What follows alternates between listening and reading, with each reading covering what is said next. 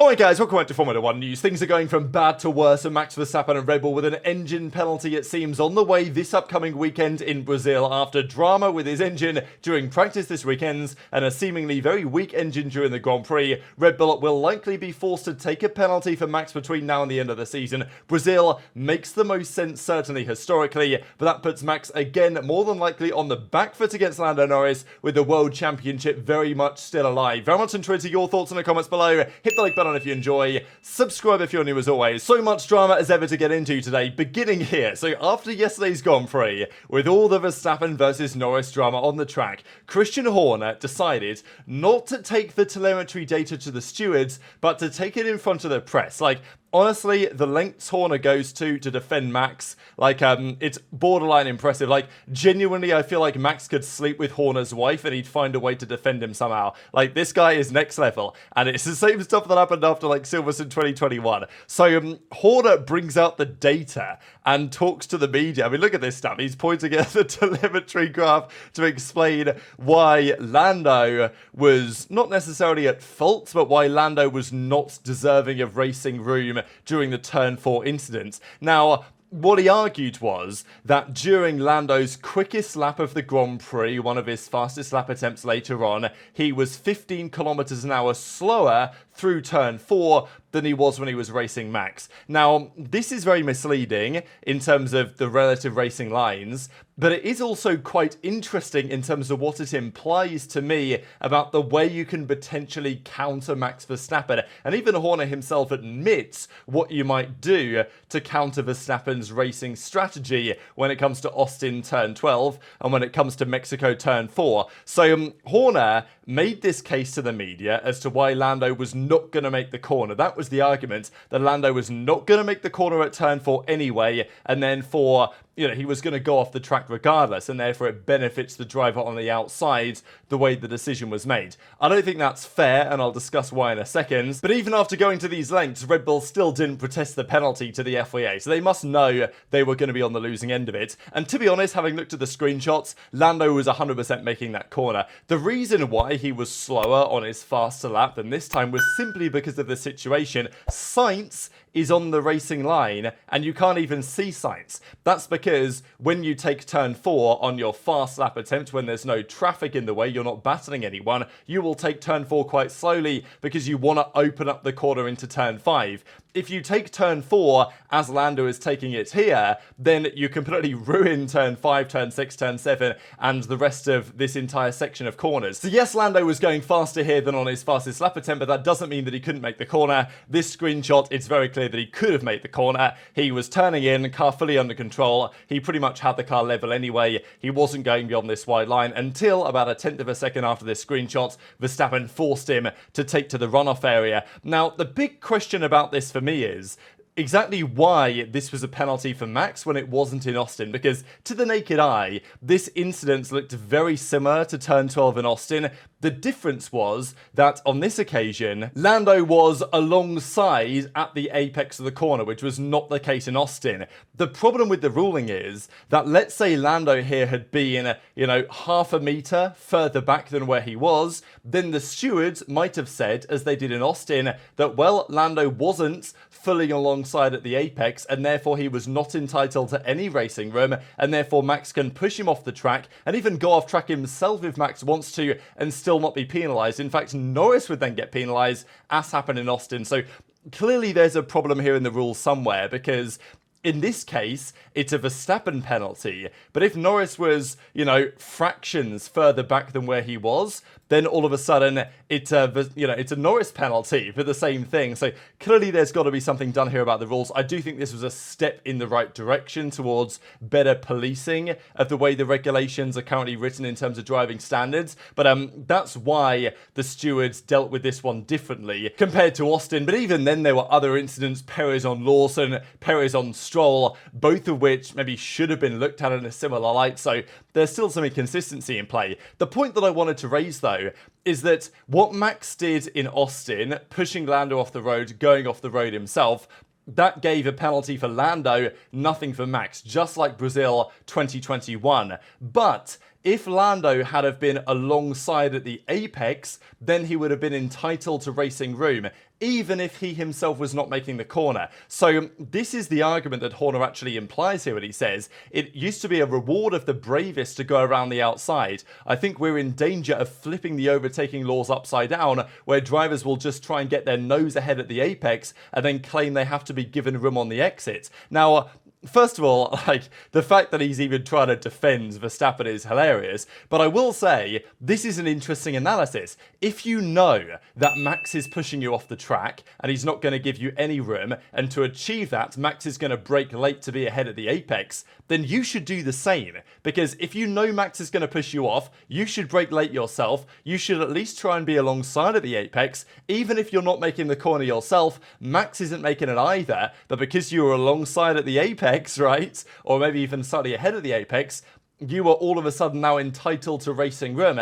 and therefore Max gets the penalty for pushing you off. So I don't know if Norris and McLaren would have discussed this, but I think looking back at the situation in Austin, had Lando done that, had he just sent it into the corner as Max did, then probably Max gets a penalty there based on the ruling that Max has taken advantage of with this whole ahead at the apex thing, which is ridiculous, but you know, if the rules are going to stay as they are, and Max is obviously this time, because Lando was alongside, Max gets punished, but theoretically, according to the precedent set in Austin, the way to counter it might be to do as Horner suggests, just to brake really late, get to the apex ahead and say, well, I had to be given room, and Max gave me no room, even if I wasn't making the corner. So it might be a strategy if Lando comes head-to-head with Max again and he knows he's going to get, pushed off the road, and maybe Max behaves differently from now on, but I kind of doubt it. This is Max Verstappen we're talking about at the end of the day. Changes will happen. The other interesting thing is for Max is,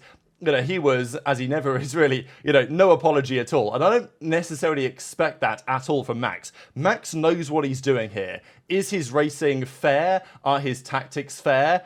I wouldn't say so, but is he driving in a way that will win him the World Championship? Yes. He knew after Sainz overtook him that he did not have the pace to win that Grand Prix. So his absolute number one goal was to make sure that Lando didn't win the Grand Prix, which is exactly what he achieved. And at the end of the day, Max ended up P6, Lando was P2. That's a 10-point differential. Had Max been P4 and Lando had a 1, that would have been a 13-point differential. So, again, Max comes out on top on some level. And after the race, he said, if I got those penalties again, I might have a drink during my stop.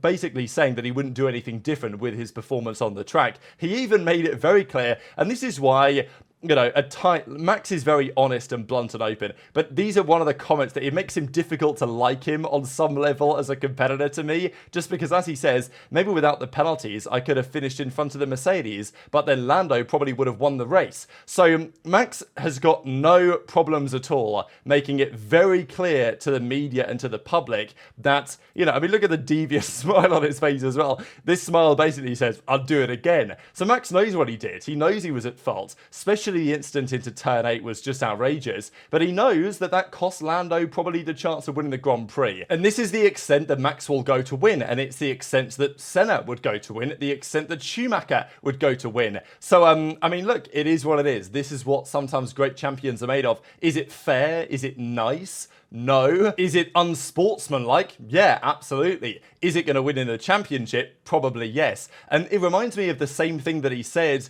when he collided with Hamilton. At this point, he was already going to be, already world champion. This was during the Brazilian Grand Prix 2022. You guys remember the clash that they had? Verstappen was penalised for this. And after the race, he literally said, well, it wasn't going to mean anything for me. 5-second penalty for me. My race was dead anyway. And Hamilton, it was going to cost him the race win. So basically, Verstappen admitted after Brazil 2022 that out of spite, he'd ruined Hamilton's race because it wasn't going to impact him. So, this is just the guy that Max is, and this is the way that he races. But as I explained over the last few minutes, maybe there is a counter to it on some level if you understand the way the regulations are written. Now, the drama at Red Bull, by the way, is nowhere near over. Like, honestly, another day in Red Bull racing land. It is incredible what this organization is up to. This was supposedly allegedly at least, a screenshot of Liam Lawson being called into Christian Horner's office, as it were, to explain and get a telling off, potentially, for the way that he,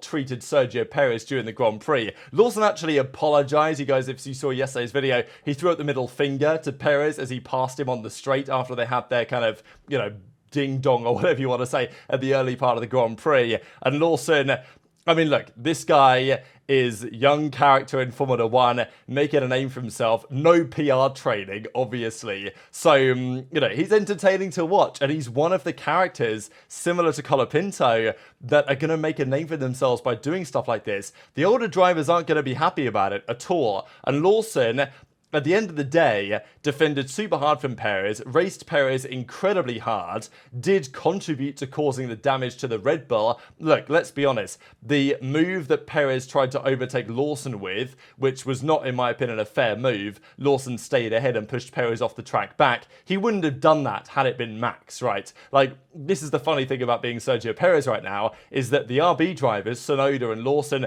they will roll out the red carpet for Max Verstappen if they're battling him, but as soon as it comes down to battling Sergio Perez, they will fight him harder than anyone. Now, that's not necessarily good for Red Bull, because Red Bull are still in a fight for the Constructors' Championship. They're going to lose it, let's be honest. But, technically, Lawson did not exactly do much to help Red Bull's title ambitions in the Constructors, but equally, he's trying to get himself a drive. So, it's kind of like walking on eggshells, really, for the drivers here. And as Lawson says, he spent half the lap blocking me, trying to ruin my race, so I was upset. You could argue that was just racing, and Perez's car was damaged, but still, not an excuse. I shouldn't have done it, and I apologise for that. And he says, I don't think that's what Helmut likes. It's not in my character, not something I should have done. I would argue that's exactly in your character, and, it probably should be in your character. As a Formula 1 driver, I would expect you to be a little bit arrogant, a little bit of, bringing a little bit of spice to the table, because that's what it takes to be a driver at the top level. It's one of the same reasons why Lawson got into conflict with, it was, of course, Fernando Alonso last weekend in Austin, and, Alonso was calling out Lawson, telling him he was an idiot for all this. Perez said the same thing yesterday, and Perez said the following: I think the way he's come into F1, I don't think he has the right attitude for it. He needs to be a bit more humble. Like, I would maybe argue that he has exactly the right attitude for it if he actually wants to maintain a drive in the sport. But, of course, some of the veterans, certainly Perez, wouldn't agree. When a two-time world champion, that being Alonso, was saying things like last weekend, he completely ignored him. It's like when you come to Formula 1, you're obviously very hungry and so on, but you've got to be respectful as well, off-track and on the track. I don't think he's showing the right attitude. I think he's a great driver. I hope for him we can step back and learn from it. In his first two Grand Prix, he has had many incidents. I think there will be a point where it can cost him too much, like it did this weekend. I just think that he has to have the right attitude to say, look, I'm probably overdoing it a bit, I'll step back and start again, because if you don't learn from your mistakes, F1's a brutal world and you might not continue. To be fair, the full statement seems pretty reasonable and fair from Sergio Perez, but I will say that it is likely because, is there a bit of intimidation going on here? Like, is Checo Perez somewhat intimidated that Lawson's going to take his drive? It's not impossible. Now, Helmut Marko says, well, we are sister teams, and Lawson shouldn't drive like that as hard as he did. And certainly, the middle finger probably didn't please Red Bull especially. But at the end of the day, does it matter that much to Red Bull? Because they're trying to find a better driver replacement to Sergio Perez. Like, are they just saying this to defend Perez publicly for the time being? Possibly. But also, with Lawson driving like that, and with Tsunoda also maybe driving in a similar way sometimes, and also making a few more mistakes, they're not exactly making the case, because ideally, pretty much the way it works is Max Verstappen wants a Valtteri Bottas, right? Like, he wants a driver who's competitive enough that can hold back rivals, and good in qualifying, so he can qualify well and therefore help Max in the race, but isn't completely incredibly weak like Perez is right now, and also isn't too feisty like a Sainz might be or something like that. So Lawson has to ensure that he rides the line of being competitive enough, but not appearing to be too competitive, or whatever, driving in a certain way that Red Bull and Max will think twice about putting him as the teammate.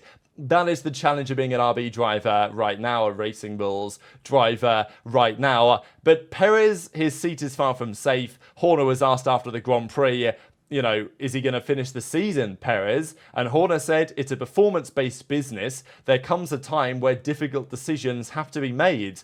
Perez was asked the question, is he going to stay? And he said, no chance I'm going anywhere. I'll be here next year and I'll try and go for the victory because that is my dream. And, it will likely remain a dream, as unfortunate as that is. Let's talk about, though, the other drama at Red Bull, because it continues on their race pace. Because where was it? It was non-existent yesterday. Perez had damage, sure, but Verstappen was nowhere. And I thought this is kind of funny. So before yesterday's race, Helmut Marko said they sacrificed qualifying Red Bull to make the car better in the race on the tyres. I don't know where that was in the race, because even Giuliano de Kessa, Ferrari guy, basically, Ferrari journalist, before the race was saying, effectively implying, I don't know about that. And so when Helmut Marko says something about the car, not sure I can believe it right now. Red Bull don't seem to have a full understanding. And as I mentioned in yesterday's video, during the final stint over 45 or so laps on the hard tyres, Kevin Magnussen was a tenth a lap faster. He gains 4.5 seconds roughly on Max during that stint,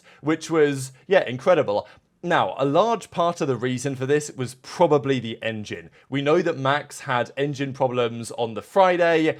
They had an old power unit in the car, and it was obviously costing performance. And likely at some points they realised that Max was not going to be able to get past the Mercedes, so they might have just turned down the engine and let him kind of roll home from there, at least picking up the points. And as Marko said, it was a very old engine we had inside. The engine will then slow down with increasing usage. The implication therefore being, and it's now been rumoured heavily today, that Max will need to take a brand new engine for the Brazilian Grand Prix. So it will probably just be an ICE. He could take other components, but ideally they just take an internal combustion engine, which is only a 5-place penalty. Not really too bad. If it was more components, it would be 10. Your first new one, you take a 10 place, then it's 5 places after that. The final decision is set to be made Thursday, so it may not be guaranteed yet, but Red Bull are at least considering it, and they're likely going to have to do it, aren't they? Brazil is a pretty good Grand Prix generally to take a new engine. We saw Hamilton show that off in great form back in 2021. Whether Max can get anywhere near replicating that seems unlikely given the strength of the Red Bull as it stands.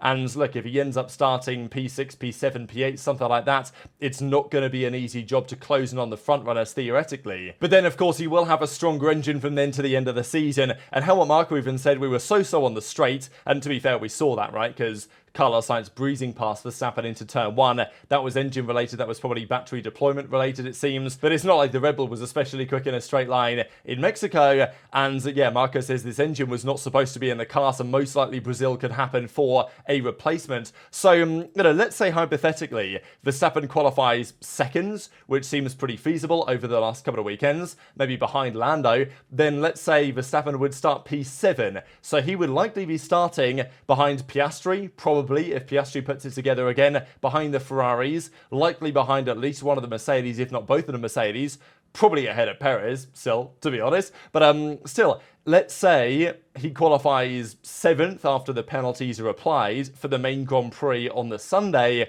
This is when McLaren, they need Piastri to do a job for them. The Mercedes aren't going to make it easy for Max to come through either. So, look, if they do take the penalty for Max there, if he doesn't make that much progress, and of course Lando is up front scoring, he needs to win the race, really. But if he's scoring 18 or more points, gets second or first, if Max is far behind, it's definitely possible. But, definitely opens the door to a serious change in the championship. If Max ends up, starting P7, P8 and recovers to maybe P5, P4 or something and Lando wins, then absolutely the championship is on. And it's not exactly been, at least consistently over the last couple of years, the greatest race for Red Bull, right? In 2022, they didn't have a great time there. Just one final thing that was pretty funny here. So Charles Leclerc yesterday was asked the question, how did you feel when you lost the rear end trying to defend from Lando at the end of the Grand Prix? And he basically said, he dropped the F-bomb and said, oh, I can't believe that's how it's feeling. And then he immediately realised, oh my God, I shouldn't have said that